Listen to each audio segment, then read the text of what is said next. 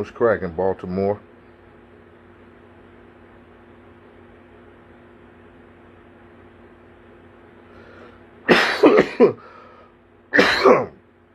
I'm just let a few people chime in for a minute.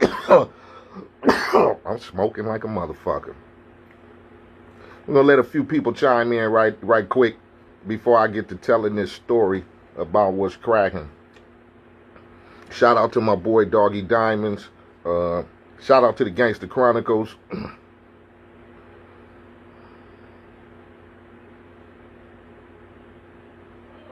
Yeah, I'm just waiting for a few people to chime in right quick. What's up, Shelly?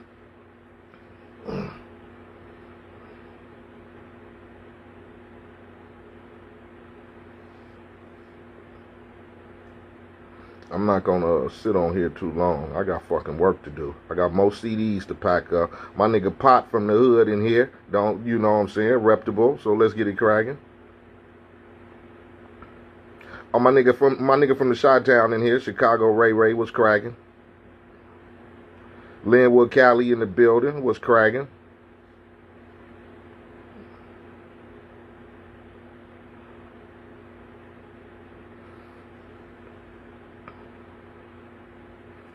What's cracking, my nigga? What's good? Arizona was cracking. Toronto was cracking.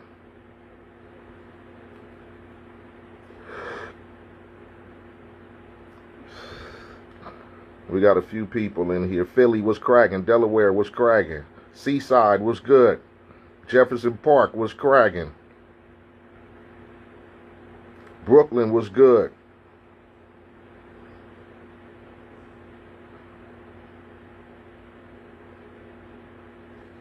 Detroit was cracking. Columbus was good.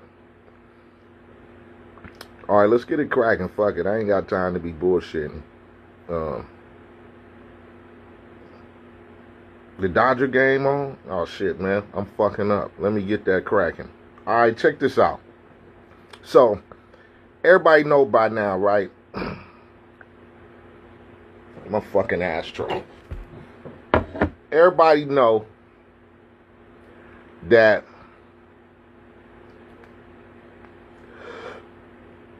I did a song with Dave East. Let me tell you how all this shit just transpired and how we to where we at now. I'm gonna run it down real quick for you. Did a song with Dave East. Faizon didn't like it. He said, you know, question Dave East's affiliation, whatever. He mentioned my name on some, you know, why we get that nigga basically reputable shit. We're not on that yet, but so we had some words about that situation. Basically, we cleared it up. You know, Faizon hit me in my DM, said mad respect, always had respect. Fucking, you know, here's my number. Fucking, I'm banging Honcho, you know, music to drive by on repeat. All good. So,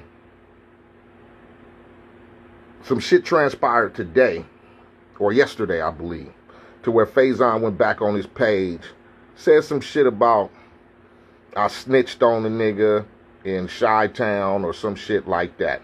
So,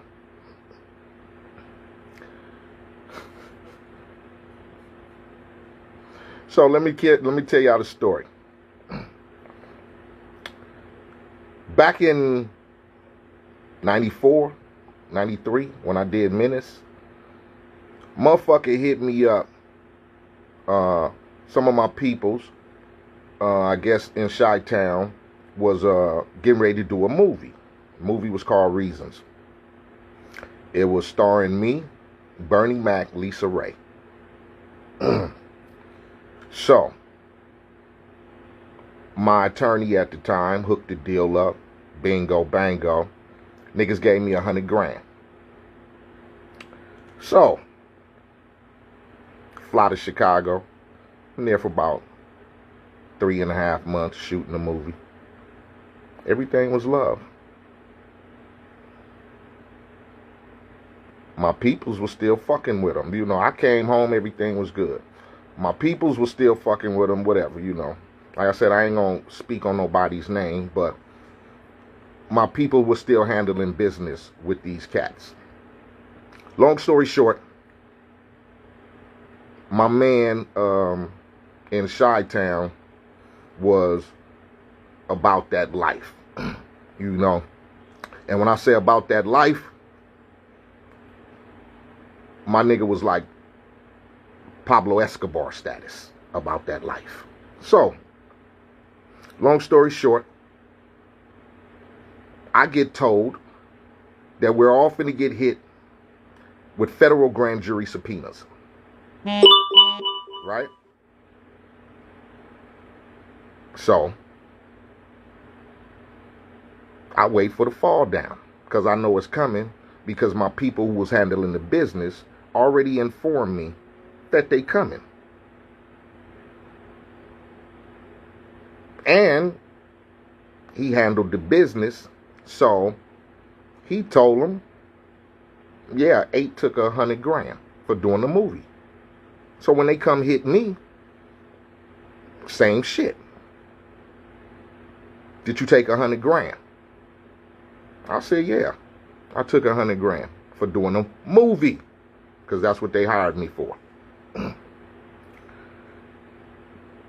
No questions from no authorities, no police precincts or detectives or, you know, just a federal subpoena to come tell or ask me, did I take $100 grand for doing a movie?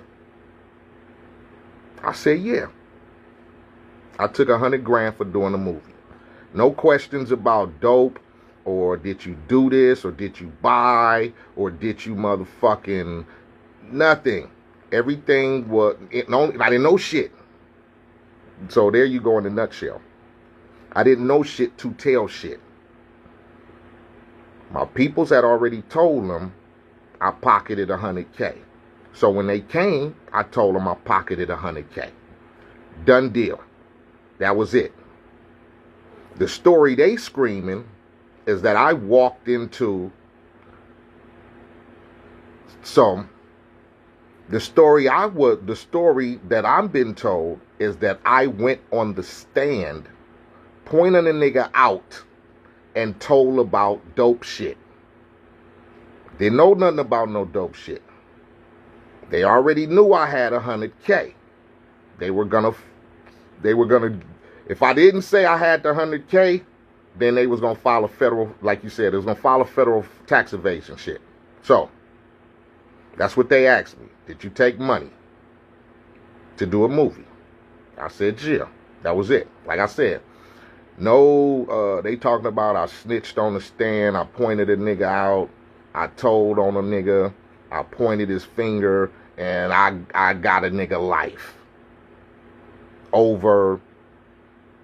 I got Escobar status nigga life overtaking $100 grand for a movie that never came out. So that's what the story is in a nutshell. So that's what the fuck is going around, and that's what the story niggas is saying, that I snitched on a nigga. Now, mind you, this shit happened 25 years ago. So that's what we dealing with. And that's, on that note, I'm done with this shit. I ain't talking about this shit no more. It's done with. Y'all know what's cracking. Stay tuned. Tune in to Gangster Chronicles. Oh, well, hold up. Let me clarify this up right quick before I go. The Jojo Capone cat. So, this Jojo Capone cat apparently is supposed to be a relative of my nigga who was Escobar, okay? And he's the one that said I'm the snitch, Jojo Capone. You can add him. So Jojo Capone says I got on the stand, told and pointed at a nigga and said blah blah this and that. So the story behind that is, everybody know I just joined the Gangster Chronicles podcast, right? We got to deal with Charlemagne Black Effect Network, Eiht Radio. My man Jojo Capone knows my man Steele. They kind of cool. They homies. They've been knowing each other for maybe, you know, a year and a half, couple of years. So, apparently this story about this snitching shit was wrote in a book. And I ain't gonna mention whatever. Y'all want to go cop it, you know, help the brother out, whatever. So it was wrote in a book about me and the $100,000. So, this cat knows my boy Steele. You know, the podcast, they got the Gangster Chronicles podcast. Shout out to my boy Steele. Shout out to James. And it was some shit that went down. I don't know. I'm not involved. Wasn't. I just joined the show. But apparently my man Jojo Capone, you know, he got his podcast shit cracking. He trying to do that. He was trying to be a rapper at 35 years old, you know, all that type of shit. So when he found out that I was the new host on the Gangster Chronicles podcast, that's when all this shit came up. Because again, he's supposed to be, you know, family. And he known about this story for 25 years. But now he just decided to bring this up yesterday when we debuted on the Breakfast Club for the podcast. Okay. I was on the Gangster Chronicles podcast maybe a year ago, just as a guest. He knew about this so-called snitching shit, but never brought it up when he saw me as a guest on the show. Okay. And the minute I joined as a host, now Eiht is a snitch, Eiht is telling, blah, blah, blah. So, that's the story we got right there. Like I said, this shit happened decades ago. That's what it is. That's what it do. I ain't speaking no more about it. That's what it is. You got questions? Tune into the Gangster Chronicles podcast because we're going to have more shit on there. You know what I'm saying? And if you don't, that's what it is. But that's what we doing. It's done with this story.